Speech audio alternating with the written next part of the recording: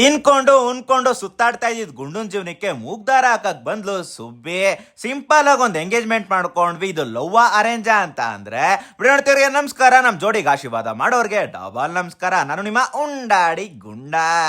ಪ್ರತಿಯೊಂದು ಹೆಜ್ಜೆಯು ಆರಂಭವೇ, ಆರಂಭಗಳ ಗುರಿಯು ಅನುಬಂಧವೇ, ಅನುಬಂಧಗಳ ಮೀರೋ ಅನುಭವಗಳೇ, ಹುಡುಕಾಡೋ ಕಣ್ಗಳಿಗೆ ಬೆಳದಿಂಗಳೇ.